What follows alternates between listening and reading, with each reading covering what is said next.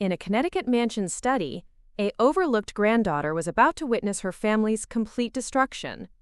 What started as a simple will reading took a shocking turn when they came face to face with her grandfather's secret video. Lisandra Johnson wasn't your typical forgotten child. For 22 years, she had endured being treated as an afterthought, while her sister received everything, known for her quiet strength despite constant dismissal. When she encountered the posthumous recording, revealing decades of fraud, she had no idea she was discovering her stolen $70 million inheritance. What began as receiving only a desk would become total family upheaval. Before we jump back in, tell us where you're tuning in from, and if this story touches you, make sure you're subscribed, because tomorrow I've saved something extra special for you.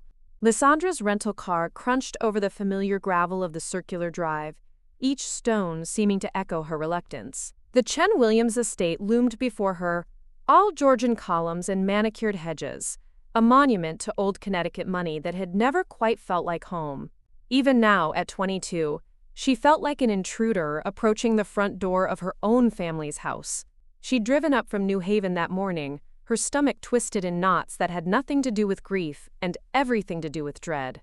Grandfather Henry was gone, the one person in this family who had ever truly seen her, and now she had to face the others without his protective presence. The funeral had been yesterday, a proper affair, as Linda would say. Lisandra had sat in the back pew of St. Matthew's Episcopal, watching her parents and Emma receive condolences from Connecticut's elite, while she remained invisible. Same as always.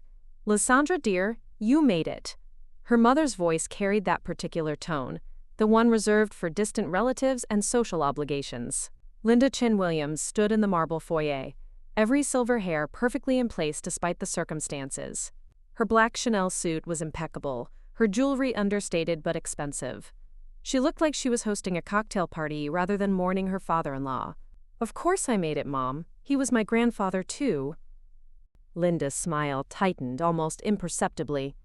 "Yes, well, we're gathering in Henry's study for the reading. James Morrison is already here." Her mother followed her through the familiar halls, past oil paintings of Chen family patriarchs she'd never felt connected to. The house smelled of lemon oil and fresh flowers, Linda's touch erasing any trace of the old man who had lived here for the past 5 years. Already, it was as if Henry had never existed. The study doors were heavy oak, carved with intricate patterns that had fascinated Lisandra as a child. Inside, the room remained exactly as Henry had left it: dark wood paneling, floor-to-ceiling bookshelves, and the massive desk where he'd spent his final months writing letters and, she now realized, planning this moment. Emma was already there, of course. Golden-haired and radiant even in morning attire, she held court near the fireplace, while her husband Bradley hovered attentively. At 25, Emma had mastered the art of being the center of attention without appearing to try. Her grief seemed as perfectly composed as everything else about her. "Lisandra," Emma's voice rang with practiced warmth, "I was just telling Bradley about that time Grandpa took us fishing at the lake house. Do you remember? You caught that tiny sunfish and cried when he wanted to throw it back." The memory stung, not because it was untrue, but because Emma had twisted it. Lisandra had cried because Henry had been teaching her about conservation, about taking only what you needed. Emma had wanted to keep every fish they caught, turning it into a competition. But that's not how Emma remembered it. That's never how Emma remembered anything. "I remember," Lisandra said quietly, taking a seat in one of the leather chairs that ringed the room. She chose one slightly apart from the others, close enough to be included, far enough to remain unnoticed. Richard entered with his phone pressed to his ear, his voice carrying the authoritative tone of someone accustomed to being obeyed. "I don't care what the Singapore office thinks. The contract gets signed this week or we walk." He ended the call and finally acknowledged the room. "Sorry, crisis in Asia." Even at his father's will reading, business came first.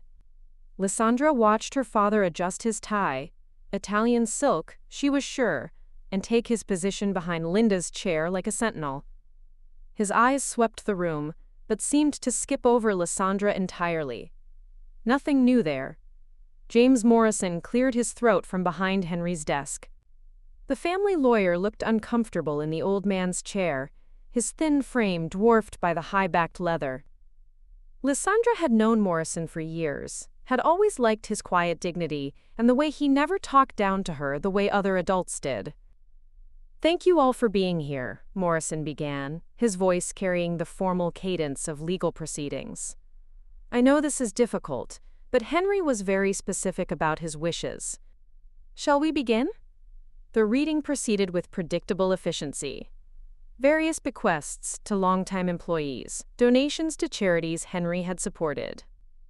Lisandra found herself studying her family's faces, noting the subtle signs of anticipation beneath their masks of grief. Emma's manicured fingers drummed silently against her clutch. Linda's breathing had quickened slightly, though her expression remained serene. Richard checked his phone twice, his jaw tight, with barely contained impatience. "To my granddaughter Emma," Morrison continued, and Lisandra felt her stomach clench, "I leave the sum of $8 million, to be held in trust until her 30th birthday, along with the Cape Cod property and the New York apartment." Emma's carefully controlled composure cracked just enough to reveal her relief. Bradley squeezed her hand, his smile predatory. $8 million. Lisandra tried to process the number, tried to reconcile it with her own expectations. "To my daughter-in-law Linda, I leave the jewelry collection and the sum of $2 million. Linda's hand fluttered to her throat, where a strand of pearls rested.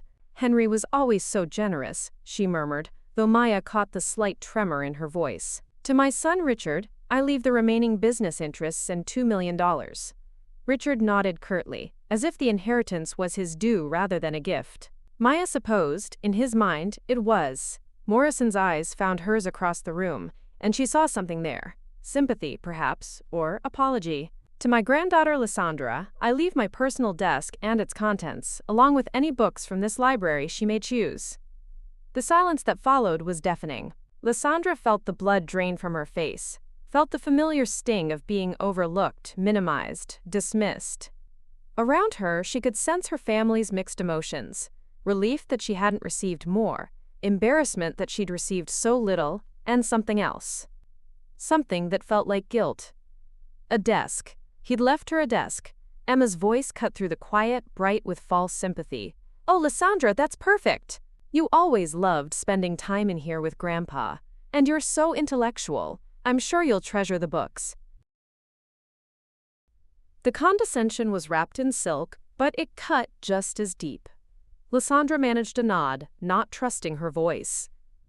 She'd known not to expect much, had told herself she didn't care, but the reality still felt like a physical blow. Even in death, even from the grandfather who had claimed to love her, she remained an afterthought. Morrison was gathering his papers, the official business apparently concluded. The family began to stir, Richard already reaching for his phone, Linda smoothing her skirt in preparation to leave. Another family gathering, another reminder of Maya's place in the hierarchy. But then Morrison paused, his hand hovering over a sealed envelope that had remained unopened on the desk. His expression shifted, becoming more formal, more careful. "Actually," he said, his voice cutting through the murmur of conversation and movement, "there's one more item. Henry left specific instructions that this be played after the formal reading." He lifted what appeared to be a small tablet from the desk drawer, something Lisandra hadn't noticed before. The family froze, their attention suddenly laser-focused on the device in Morrison's hands. "A video message," Morrison explained, though his tone suggested he found this development as unexpected as they did. Henry recorded this 3 days before his passing. He was very insistent that you all watch it together, immediately following the will reading. Maya felt the atmosphere in the room shift, like the moment before a thunderstorm when the air becomes electric and dangerous. Her family's carefully controlled expressions began to crack, revealing the anxiety beneath. Emma's voice was higher than usual when she spoke. "A video?" "What kind of video?" Morrison's finger hovered over the play button, his eyes meeting each of theirs in turn. When his gaze reached Lisandra, she saw something she couldn't quite identify. Anticipation, perhaps, or warning. "I suppose," he said quietly. "We're about to find out."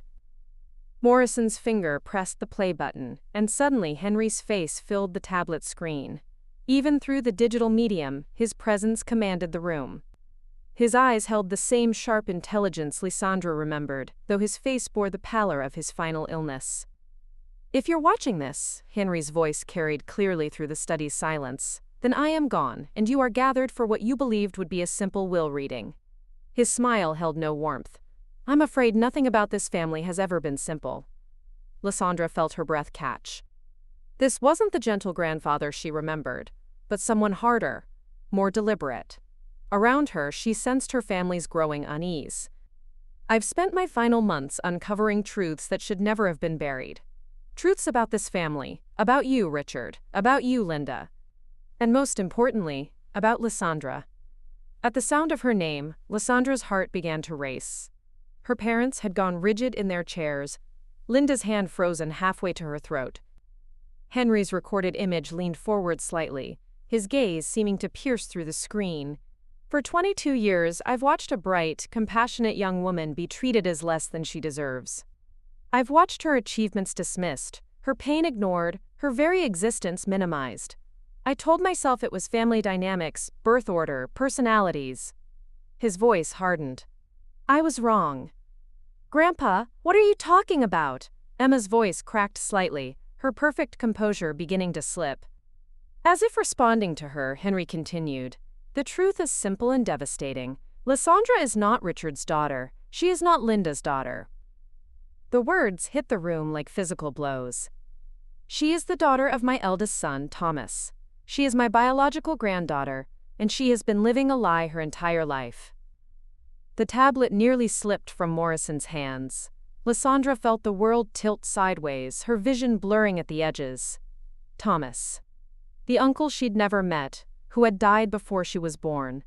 The family hero whose photographs lined the hallway, whose accomplishments were spoken of in reverent whispers. "No," Linda's voice was barely a whisper. "No, that's not. Henry, you can't." But Henry's recorded voice pressed on, relentless. "Thomas died in a car accident when Lisandra was 3 months old. Her mother, Thomas's girlfriend Sarah Martinez, died in the same crash. Richard and Linda agreed to raise her, but they never told her the truth. They never legally adopted her. They let her believe she belonged to them, while treating her like an unwanted burden." Richard's phone clattered to the floor. His face had gone ashen, years of carefully constructed authority crumbling in real time. "Dad, you don't understand the circumstances." "I understand perfectly." Henry's image seemed to look directly at Richard. "I hired investigators, Richard. I have hospital records, DNA tests, witness statements. I know that Thomas left a will naming Lisandra as his heir. I know that you buried it, claimed guardianship, and absorbed his assets into your own accounts." Emma made a sound somewhere between a gasp and a sob. "This isn't real. This can't be real." Henry's expression softened as he seemed to address Lisandra directly. "My dear girl, you always wondered why you felt different, why you never quite fit. It wasn't your imagination. You are Thomas's daughter, and he was everything good in this family. His compassion, his sense of justice, his brilliant mind, all of that lives in you." Lisandra's hands trembled as the implications crashed over her. Every dismissive comment, every overlooked achievement, every moment of feeling like an outsider, it all made sense now. But the knowledge brought no relief, only a deeper, more complex pain. "The legal ramifications are significant," Henry continued, his voice becoming businesslike. "As Thomas's heir, and therefore my direct descendant, Lisandra is entitled to the bulk of the family estate. The millions I appeared to leave to Emma and Richard, those were never legally theirs to inherit in the first place."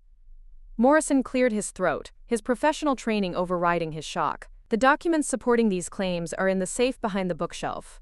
The combination is Lisandra's birthday." Linda was crying now, her perfect composure completely shattered. "We protected her. We gave her a home, a family."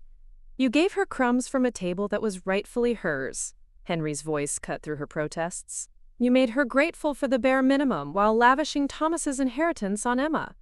The recording paused, Henry's face frozen in an expression of grim satisfaction. Then his features softened one final time. "Lisandra, You now have the power to right these wrongs. What you do with that power will define not just your future, but who you truly are. Choose wisely, my dear. Your father would be proud of the woman you've become." The screen went black. The silence that followed was deafening. Lisandra stared at the empty tablet, her mind reeling with revelations that rewrote her entire existence. She wasn't Richard and Linda's disappointing daughter. She was Thomas's heir, Henry's true granddaughter, the rightful inheritor of everything she'd watched Emma receive. Around her, her family, were they even her family anymore? Sat in various states of shock and denial. Emma's perfect world was crumbling. Richard's secrets lay exposed. Linda's carefully constructed life was collapsing. And Lisandra sat in the center of it all, no longer the overlooked daughter, but the rightful heir to an empire built on lies. The silence stretched like a held breath until Morrison cleared his throat, breaking the spell. "I think, perhaps we should examine the documents Henry mentioned." His voice carried a careful neutrality, but Lisandra caught the way his eyes kept returning to her face, as if seeing her for the first time. Richard stood abruptly, his chair scraping against the hardwood floor. "This is insane. Dad was sick at the end. Everyone knows that. He was on pain medication, confused." "The video was recorded with his attorney present as a witness," Morrison said quietly, pulling a sealed envelope from his briefcase. "I have the documentation here." Henry was examined by 3 separate physicians, who declared him mentally competent before he made this recording. Emma's voice cracked when she spoke. "But I'm his granddaughter too. I've been his granddaughter my whole life. You can't just—" "You are still his granddaughter," Morrison said gently, "through Richard. But Lisandra," he paused, looking directly at her, "you are his direct descendant through his eldest son. In terms of inheritance law, that changes everything." Lisandra found her voice at last, though it sounded strange to her own ears. "The safe. He said the combination was my birthday." Linda made a sound somewhere between a laugh and a sob. Of course it was. Even then he was planning this. Her mascara had begun to run, creating dark tracks down her carefully made-up cheeks. 22 years, Lisandra. 22 years we raised you, loved you." "Did you?" The words came out sharper than Lisandra intended. "Did you love me, or did you just tolerate me?" The question hung in the air like an accusation. Linda's mouth opened and closed soundlessly, while Richard paced to the window, his hands clenched behind his back. Morrison moved to the bookshelf, his fingers finding the hidden mechanism Henry had described. The section swung away to reveal a wall safe, its digital lock glowing softly in the study's dim light. He looked to Lisandra expectantly. Her hands shook as she entered the numbers. 1103, January 11th. The day she'd always celebrated as her birthday, though now she wondered if even that was a lie. The safe clicked open with a soft, mechanical whir. Inside were stacks of documents, photographs, and what appeared to be several thumb drives. Morrison withdrew them carefully, spreading them across Henry's desk like evidence in a trial. Which, Lisandra supposed, they were. DNA test results, Morrison read from the first document. Conducted 6 months ago using hair samples from Lisandra's brush and DNA on file from Thomas's medical records. He looked up. 99.97% probability of paternal relationship. Emma sank deeper into her chair, her husband Bradley finally speaking for the first time since the reading began. "What does this mean for us, practically speaking?" Morrison's professional mask slipped slightly, revealing his discomfort. "It means that significant portions of what you believed was your inheritance may not be legally yours to inherit." "May not be?" Richard turned from the window, his voice carrying a desperate edge. "What exactly does that mean?" Morrison lifted another document, this one yellowed with age. Thomas's will, dated 3 months before his death. He left everything to his daughter, with Henry named as trustee until she reached majority age. His voice grew quiet. "This was never probated because you told the courts that Thomas died without issue." The accusation hit Richard like a physical blow. He stumbled slightly, catching himself against the window frame. We were protecting her. She was an infant. She needed stability, not legal battles and media attention. You were protecting yourselves, Morrison said, and there was steel in his voice now. You told everyone that Thomas's girlfriend died in the accident but made no mention of a child. You claimed his assets as next of kin and absorbed them into your own estate. Lisandra stared at a photograph Morrison had placed before her, a young man with her eyes and her smile, holding a tiny baby in a hospital gown. The back was inscribed in unfamiliar handwriting. Thomas and Lisandra, age 2 weeks. She has his stubborn chin already. Sarah. This is my father? She whispered. Yes. Morrison's voice was gentle now. And this is your mother. He showed her another photograph. A young woman with dark hair and laughing eyes, cradling the same baby. Sarah Martinez. She was a social worker, working with underprivileged children. According to these documents, she and Thomas met through a charity fundraiser.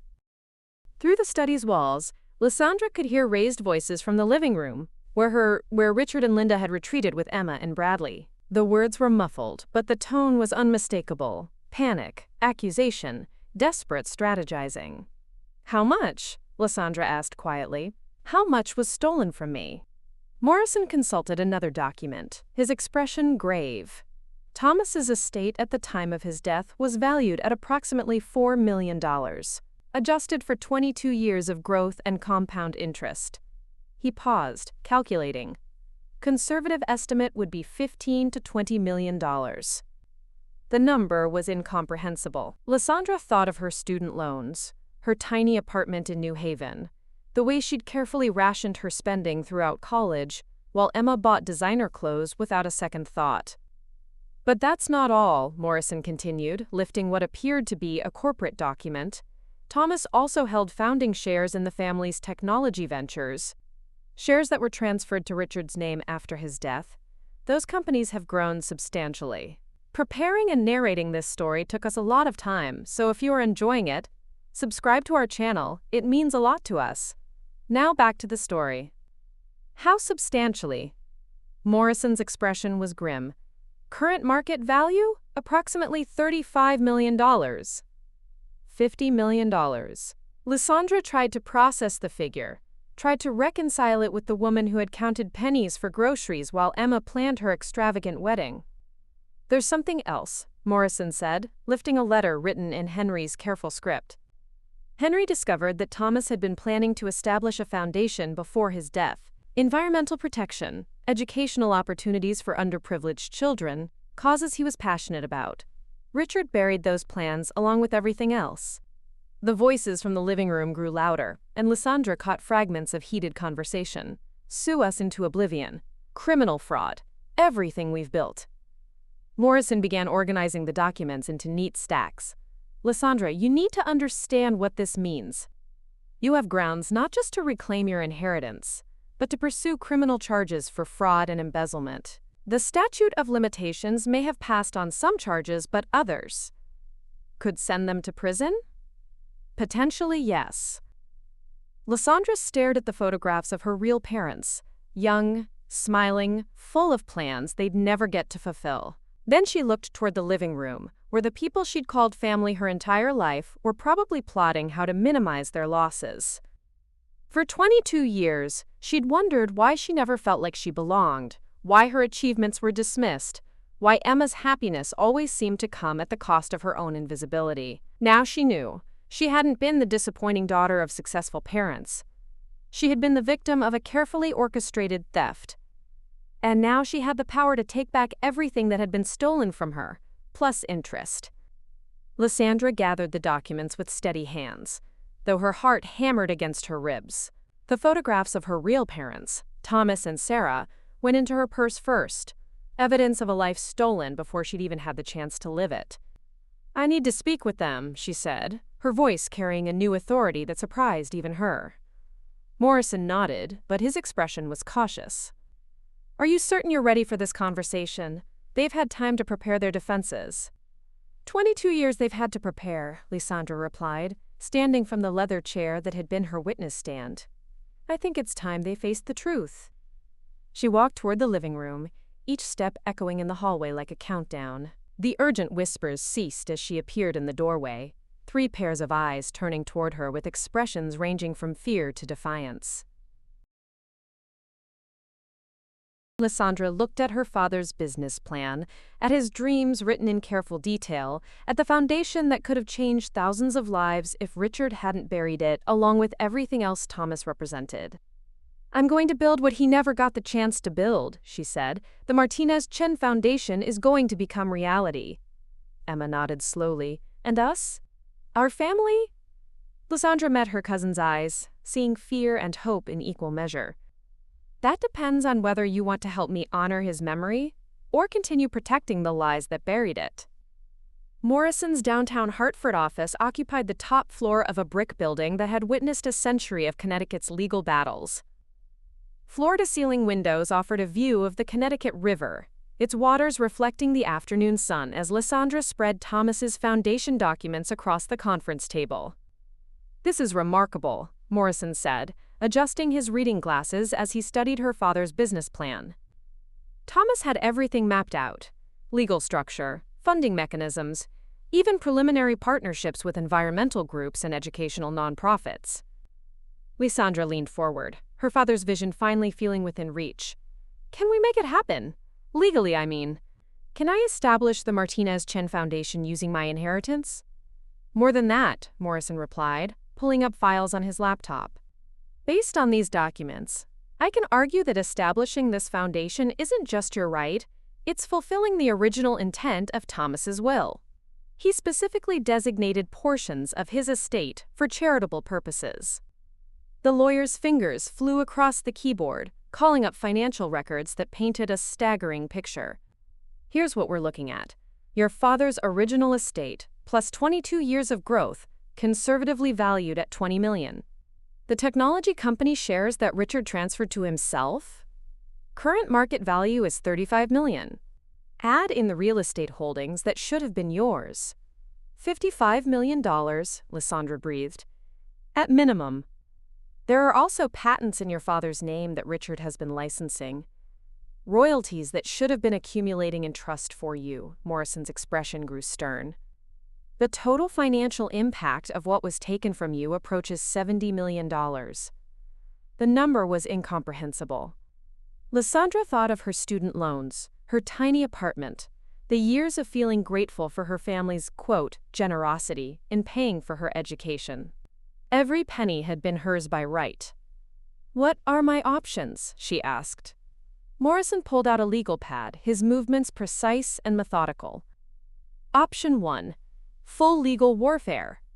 We file criminal charges for fraud and embezzlement, civil suits for damages, and demand complete restitution. Richard and Linda could face significant prison time. Emma would lose everything, including assets she's already spent or invested. And option 2? We negotiate a settlement that acknowledges wrongdoing and ensures you receive your rightful inheritance, but allows them to avoid criminal prosecution." Morrison paused. "However, any settlement would need to include full disclosure of what they did and genuine accountability." Lisandra stared out at the river, watching a small boat navigate the current. "There's a third option, isn't there?" Morrison nodded approvingly. "You're thinking like your father would. Yes, there's a third path, one that serves justice while honoring Thomas's vision of using wealth for good." He turned his laptop screen toward her, showing a complex legal framework he'd been drafting. "We establish the Martinez-Chen Foundation immediately, funded by the full amount of your inheritance. Richard and Linda transfer all assets that rightfully belong to you, the technology shares, real estate holdings, accumulated royalties, directly to the foundation. And in exchange? They avoid criminal charges, but only if they meet specific conditions. First, they must publicly acknowledge what they did, a formal apology admitting to fraud and explaining how they've wronged you. Second, they contribute their own money to the foundation as restitution, not from your stolen inheritance, but from their legitimate assets." Lisandra felt a spark of excitement. "How much?" "I'm thinking $10 million each, paid over 5 years. It's enough to hurt, but not enough to destroy them completely." Morrison's eyes gleamed with professional satisfaction. "Third condition. They work for the foundation. unpaid positions, doing real work to advance the causes Thomas cared about. You want Richard and Linda to work for me? For the foundation. For the vision they helped destroy. Morrison leaned back in his chair. Think about it. Richard's business connections could be invaluable for fundraising. Linda's social network could open doors for awareness campaigns. Instead of punishing them through destruction, we make them part of rebuilding what they tore down. The elegance of it took Lisandra's breath away. Justice without vengeance, accountability without annihilation. And Emma? Emma's situation is more complex. Most of her inheritance was never legally hers, but she received it in good faith. I propose she keep $2 million, enough to maintain stability but not luxury. The rest goes to the foundation. She'll lose the New York apartment, the Cape Cod house. Yes, but she'll also have the opportunity to find out who she really is beyond her role as the golden child. Morrison's expression softened. From what you've told me about your conversation with her, that might be exactly what she needs. Lisandra studied the legal framework on Morrison's screen, seeing her father's dreams taking concrete form.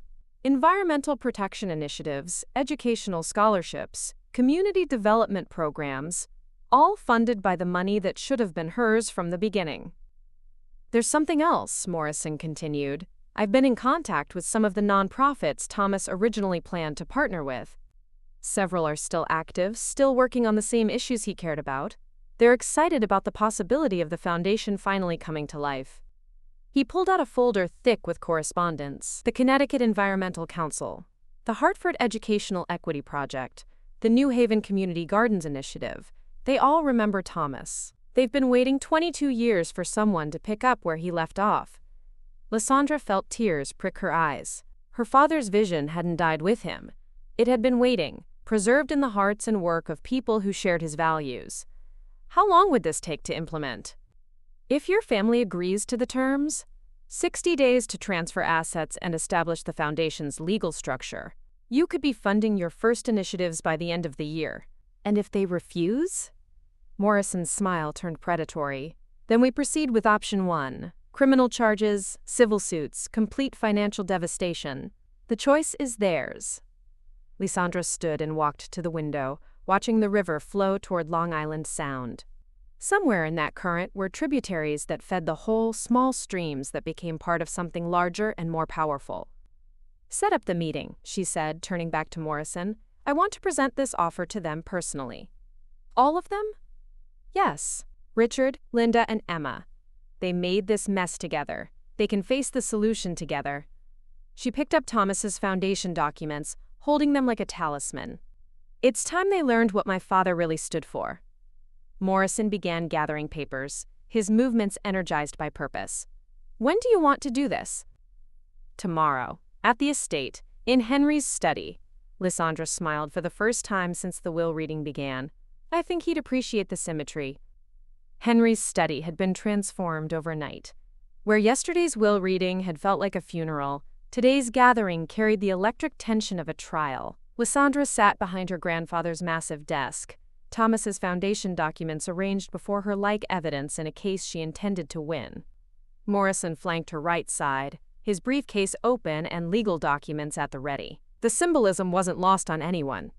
The overlooked granddaughter now occupied the seat of power, while those who had wronged her sat before her like defendants. Richard entered first, his usual commanding presence diminished by sleepless eyes and wrinkled clothing. The confident CEO had been replaced by a man facing the collapse of everything he'd built on stolen ground. Linda followed, her social armor intact but fragile. Perfect makeup couldn't hide the fear in her eyes. Emma came last, and Lisandra was surprised by the change in her cousin. Gone was the entitled golden child, replaced by a woman who seemed to be seeing the world clearly for the first time. She took the chair closest to Lisandra, a gesture that didn't go unnoticed by her parents. Thank you for coming, Lisandra began, her voice carrying an authority that would have been unimaginable just days ago. I know this isn't easy for any of you. It's not easy for me either. Richard shifted uncomfortably. Lisandra, before we begin, I want you to know that everything we did was meant to protect you. Stop. The word cut through his explanation like a blade. I didn't call this meeting to listen to more justifications. I called it to present you with a choice. She lifted a bound document from the desk, its pages thick, with legal terminology and financial projections. This is the Martinez Chen Foundation Charter. It's based on the business plan my father, my real father, created before his death, the foundation he intended to establish with my mother. Linda's composure cracked slightly. Sarah was never your mother. I raised you. With my own money, Lisandra replied evenly. Every meal, every piece of clothing, every tuition payment came from assets that belonged to me. You weren't providing for me. You were stealing from me while making me grateful for the privilege. The silence that followed was deafening. Emma looked down at her hands, while Richard's jaw worked soundlessly. Morrison cleared his throat. Perhaps we should review the terms being offered. Terms? Richard's voice carried a hint of his old authority. What terms? You can't negotiate with blackmail. This isn't blackmail, Lisandra interrupted. It's justice. But unlike what you did to me, I'm giving you a choice in how that justice is served. She opened the foundation charter, turning it so they could see Thomas's original vision laid out in careful detail. Option 1, I pursue full criminal charges. Fraud, embezzlement, conspiracy. Morrison estimates you'll face 15 to 20 years in federal prison. Emma loses everything. The inheritance, the properties, probably her marriage when Bradley's family discovers the scandal. Linda made a sound somewhere between a gasp and a sob. Emma's face had gone pale, but she continued to meet Lisandra's eyes. Option 2, Lisandra continued, is the path my father would have chosen. Accountability without destruction, justice through restoration. She slid a detailed proposal across the desk. You transfer all assets that rightfully belong to me. The technology shares, real estate, accumulated royalties, everything, to the Martinez Chen Foundation. Current total value, $70 million. Richard's hands shook as he picked up the document. $70 million? That's impossible. Your accountants can verify the numbers, Morrison interjected smoothly. We've been quite thorough. In addition, Lisandra continued, you each contribute $10 million of your own legitimate assets to the foundation over 5 years. This isn't stolen money being returned. This is restitution for the damage you've caused. $20 million, Linda whispered. That's everything we have left. Not everything, Lisandra corrected.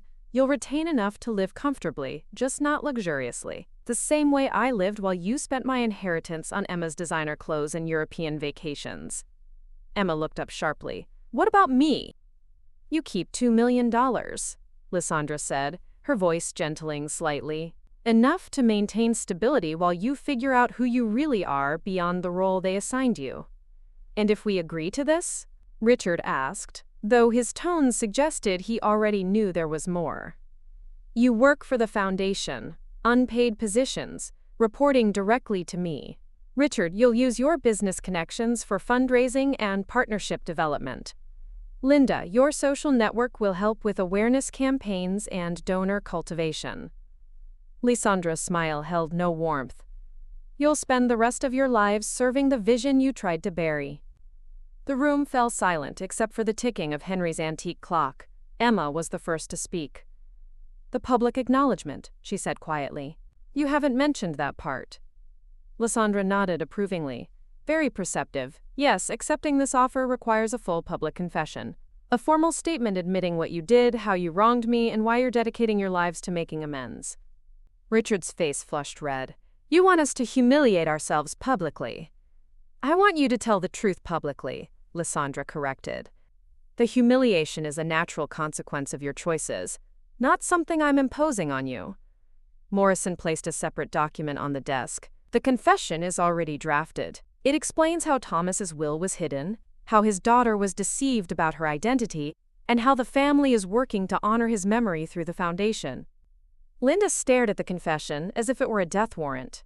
Our reputation, our social standing, will be exactly what it deserves to be based on your actions, Lisandra finished. You've lived 22 years as respected members of society while I struggled with the damage you caused. It's time for the world to know who we really are. Emma stood slowly, moving to examine Thomas's foundation charter more closely. Environmental protection, educational equity, community development, she read aloud. These are good causes, important work. They were my father's passions, Lisandra said, the legacy you helped bury. Emma turned to face her parents, her expression resolute. I'll do it. I'll sign the confession, transfer the assets, work for the foundation. It's the right thing to do. Richard and Linda stared at their daughter in shock. Emma had never defied them, had never chosen a path they hadn't approved. Emma, think about what you're saying, Linda pleaded. Your future, your marriage. My future was built on a lie, Emma replied simply. Maybe it's time I found out what kind of person I really am. Lisandra felt something shift in the room's atmosphere. Emma's courage seemed to illuminate the moral choice facing them all. You have 24 hours to decide, Lisandra announced, standing from behind the desk. Sign the agreement and begin rebuilding what you destroyed, or face the full consequences of your choices in criminal court. She gathered Thomas's documents, holding them close to her chest. Choose wisely. My father's legacy has waited 22 years to see justice. It can wait one more day. The 24 hours stretched like an eternity, each family member facing their own private reckoning with the choices that had brought them to this moment. Lisandra spent the first hours after the meeting walking through downtown Hartford, her phone buzzing with ignored calls from Richard, Linda, and Emma. She needed space to process what she'd just done, the ultimatum that would either redeem her family or destroy them completely. She found herself at Cedar Hill Cemetery as the sun began to set, standing before a modest granite headstone that read simply, Thomas Chen, 1970 to 2001, beloved son and father. Someone, Henry, she realized, had been maintaining the grave. Fresh flowers lay at the base, and the stone was clean despite decades of New England weather. I found your business plan, she said quietly, kneeling beside the headstone. The Martinez Chen Foundation. It's beautiful, Dad. Everything you wanted to build, everything they buried with you. Her voice caught. I'm gonna make it real, I promise. The wind rustled through the cemetery's old oaks, and for a moment, Lisandra could almost imagine it was her father's approval. She pulled out her phone and finally returned Sarah Kim's call. How are you holding up? Sarah asked immediately. I gave them a choice, Lisandra said. Redemption or destruction? Emma chose redemption immediately. But Richard and Linda? She paused. I think I might have pushed too hard. The public confession, the foundation work, maybe it's too much. What does your gut tell you? Lisandra considered the question, watching shadows lengthen across the cemetery. That my father would be proud, that Henry would approve. That sometimes justice requires difficult choices. Then trust that instinct. Across town, Emma sat in her Porsche outside Bradley's family estate, the engine running, but her hands frozen on the steering wheel. Through the mansion's windows, she could see her husband entertaining his business partners, the same men who would drop him like a stone once the scandal broke. Her phone buzzed with another text from Bradley. Where are you? The Hendersons are asking about you. The Hendersons. Old Connecticut money. The kind of people who would never forgive social disgrace. Emma thought about the life she'd built. Charity luncheons and gallery openings, designer clothes and European vacations, and realized how hollow it all felt now that she understood the cost. She turned off the engine and walked to the front door, her heels clicking on the marble steps like a countdown. Bradley met her in the foyer, his expression shifting from annoyance to concern when he saw her face. Emma? What's wrong? You look terrible. She led him to his study, away from the guests, and closed the door. For the next hour, she told him everything. Henry's video, the DNA tests, the stolen inheritance, Lisandra's ultimatum. Bradley's face cycled through disbelief, anger, and finally, cold calculation. We can fight this, he said immediately. My father's lawyers are the best in the state. We'll claim duress, emotional manipulation. No, Emma's voice was quiet but firm. Bradley, we stole from her. My family stole everything from her, and I benefited from it. I'm not going to compound that by fighting the truth. Bradley's expression hardened. Think about what you're saying. The public confession alone will destroy us socially, my family's reputation. Your family's reputation was built on marrying money. If that money was stolen, what does that say about your family's judgment? The words hung between them like a blade. Bradley's face flushed with anger and humiliation. You're choosing her over me, he said finally. Emma met his eyes steadily. I'm choosing right over wrong. If you can't understand the difference, then maybe we were never as compatible as we thought. In their Greenwich mansion, Richard paced his home office while Linda sat rigidly in her chair, both of them surrounded by financial documents and legal papers. Their attorney, Harold Whitman, had spent 3 hours reviewing Morrison's proposal, his expression growing grimmer with each page. The criminal exposure is significant, Whitman admitted. Federal fraud charges, embezzlement, potentially conspiracy. If they can prove intent to permanently deprive, which these documents suggest they can, you're looking at 15 to 20 years each. Linda's hands shook as she reached for her wine glass. There has to be another way. Statute of limitations, procedural errors. The continuing nature of the fraud resets the statute clock, Whitman interrupted. Every year you filed tax returns claiming assets that belonged to Lisandra, every business decision you made with her stolen inheritance, it's all fresh evidence. Richard slammed his hand on the desk. She's being vindictive. This isn't about justice. It's about revenge. Is it? Whitman asked quietly. Because from where I sit, she's offering you a path to avoid prison while making meaningful amends. Many victims wouldn't be so generous. Generous? Linda's voice cracked. She wants us to publicly humiliate ourselves, give up everything we've worked for. Everything you've worked for was built on her stolen inheritance, Whitman reminded them. Legally speaking, you have no legitimate claim to any of it. Richard continued pacing, his mind racing through increasingly desperate scenarios.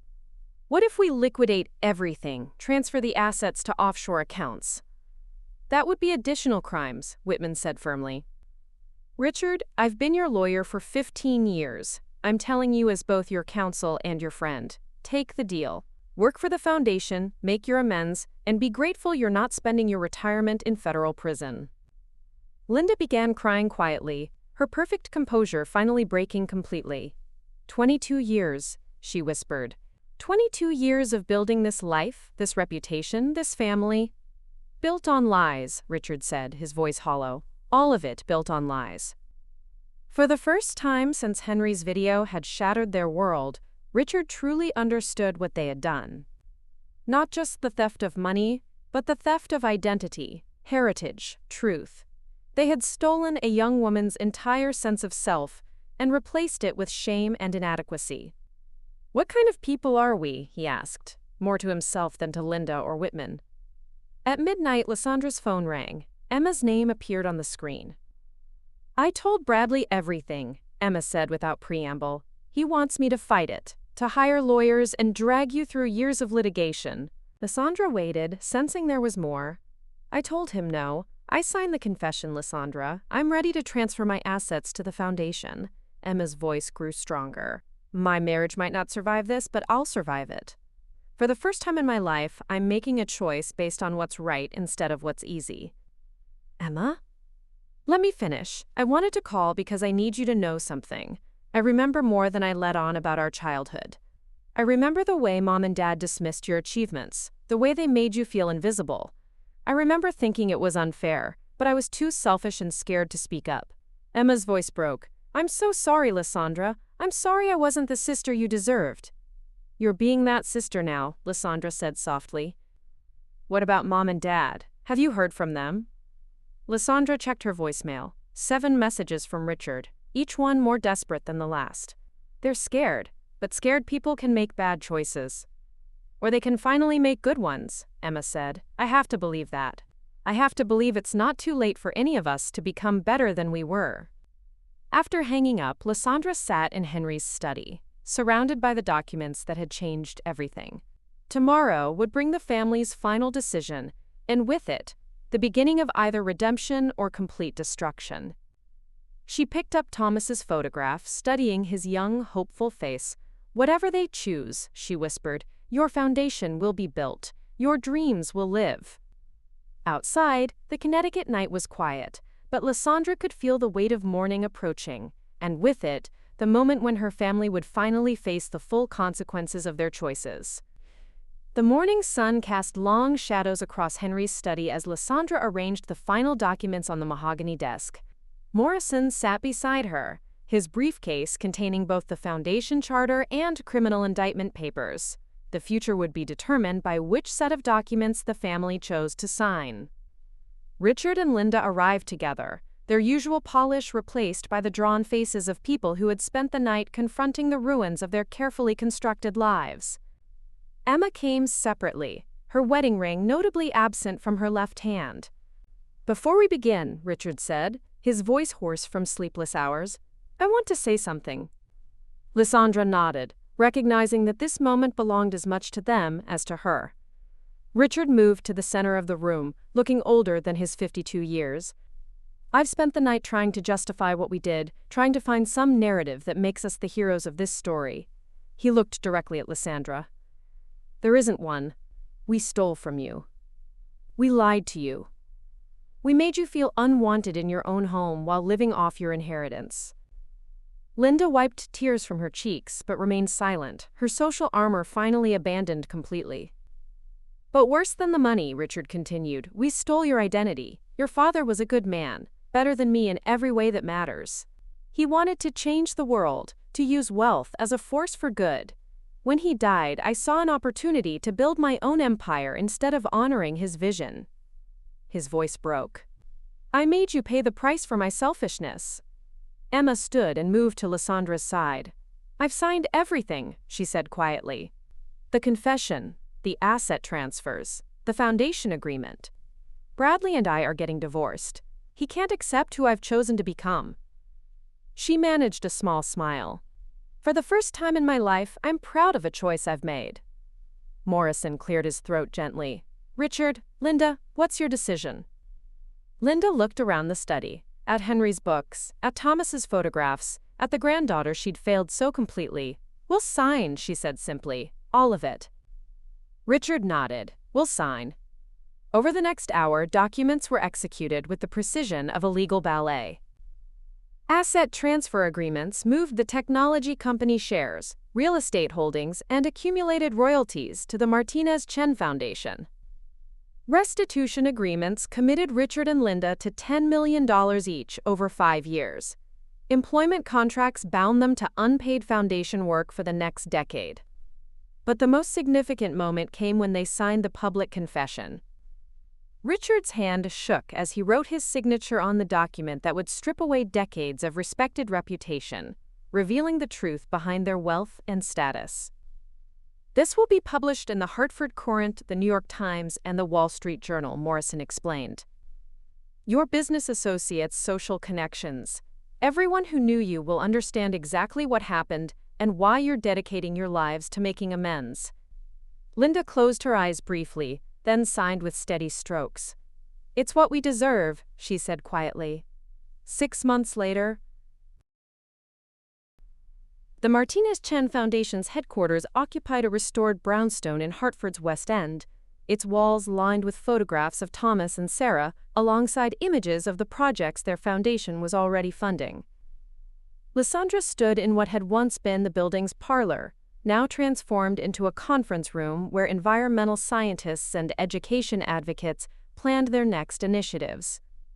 "The solar panel installation at Roosevelt Elementary is ahead of schedule," reported Dr. Martinez, the foundation's director of environmental programs. "The kids are so excited about generating their own clean energy that they're organizing a school-wide conservation competition." Emma, now the foundation's community outreach coordinator, looked up from her laptop. "The Hartford Educational Equity Project wants to expand our scholarship program. They have 43 more qualified applicants than we budgeted for." "Fund them all," Lisandra said without hesitation. "That's exactly what Dad would have wanted." Around the conference table, the foundation's staff worked with the focused energy of people who believed deeply in their mission. The team included several employees from Richard's former company who had joined the foundation when they learned the truth about its origins. Rather than condemning the Chen Williams family, Many had been inspired by the commitment to making amends through meaningful work. Richard entered the conference room carrying a thick folder, his expensive suits replaced by simple business attire that reflected his new reality. As the Foundation's Director of Corporate Partnerships, he'd proven surprisingly effective at convincing other business leaders to support their initiatives. Peterson Industries agreed to match our environmental grants dollar for dollar, he announced. They were impressed by our transparency about how the foundation was established. He paused, meeting Lisandra's eyes. It seems our honesty about past mistakes has become our greatest fundraising asset. It was true. The public confession that Richard and Linda had feared would destroy them had instead become a powerful story of redemption and accountability. Donors were drawn to an organization founded on the principle that wealth stolen from one generation could be transformed into opportunity for the next. Linda worked primarily from home now, her social connections having been repurposed into a network of foundation supporters. The woman who had once hosted charity luncheons for social status now organized them to fund community gardens and environmental education programs. Your grandmother's garden club wants to sponsor 3 more community plots, Linda reported during their weekly family meeting.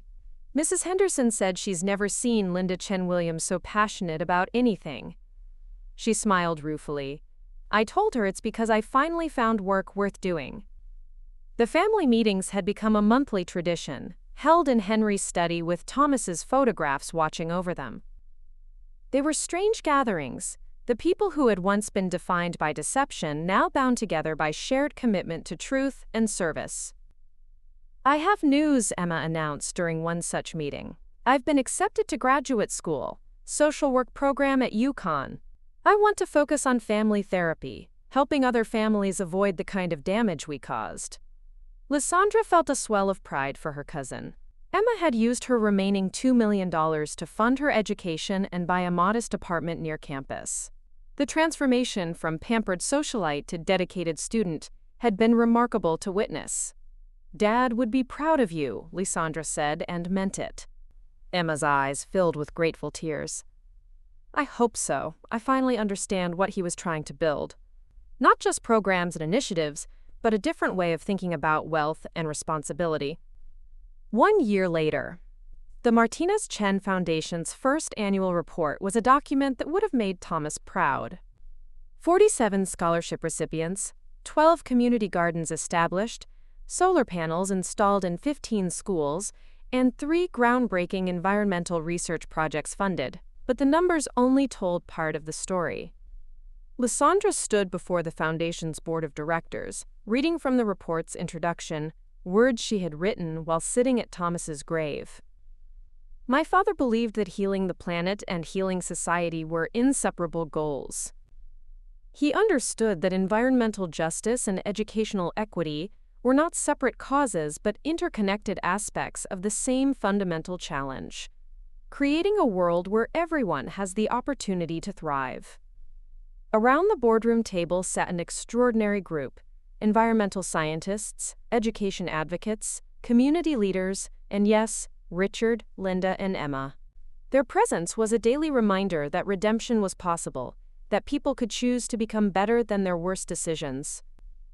This foundation exists because 3 people chose accountability over self-protection, service over comfort, truth over reputation, Lisandra continued. Their choice to make amends rather than make excuses has allowed us to transform a legacy of deception into a force for genuine change. After the meeting, Lisandra walked through Hartford's Bushnell Park, where the foundation had sponsored the planting of a memorial grove for Thomas and Sarah. Young trees stretched toward the sky, their roots growing deeper with each passing season. Her phone buzzed with a text from Sarah Kim. Saw the foundation's write-up in the Times. Thomas and Sarah would be so proud of what you've built.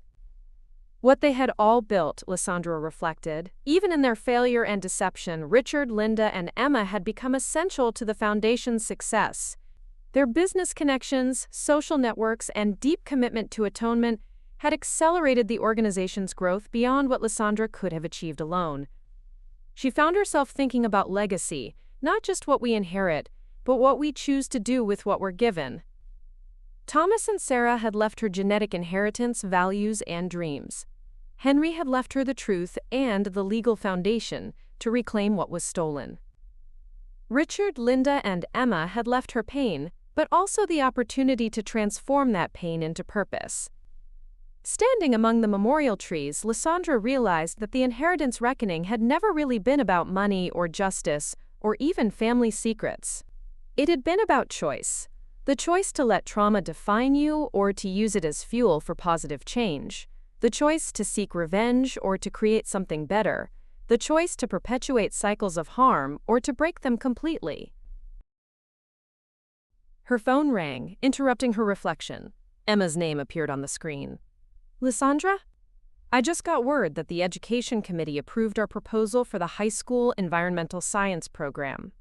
Full funding for all 5 Hartford schools. Emma's voice bubbled with excitement. Your father's curriculum designs are going to reach over 2,000 students. Our father's curriculum, Lisandra corrected gently. He's your uncle, Emma, but he's become part of your legacy too. Thank you, Emma said quietly, for giving us the chance to become people worth becoming. After hanging up, Lisandra remained among the trees as the sun set over Hartford. Tomorrow would bring new challenges. New opportunities to advance Thomas's vision. New chances to prove that the best response to inherited trauma was inherited healing. She pulled out her phone and typed a message to the family group chat. Foundation meeting tomorrow at 9 a.m. We're going to discuss the proposal for expanding internationally. Dad always said environmental justice was a global responsibility. The responses came quickly. Richard, quote, I'll bring the partnership proposals from the European environmental groups. Linda, the charity network in London is very interested in our model. Emma, I'll research graduate programs in international development. This feels like the next step. Lisandra smiled, pocketing her phone and walking toward her car. The overlooked granddaughter had become the foundation's president, the architects of her pain had become her partners in healing, and the stolen inheritance had become a force for changing the world. It was, she thought, exactly the kind of transformation Thomas would have dreamed of, turning the worst of human nature into the best of human possibility, one choice at a time. The Martinez Chen Foundation would continue growing, one community garden and one scholarship at a time, proving that true legacy isn't what we inherit, it's what we choose to build. Up next, you've got 2 more standout stories right on your screen. If this one hit the mark, you won't want to pass these up. Just click and check them out. And don't forget to subscribe and turn on the notification bell so you don't miss any upload from us.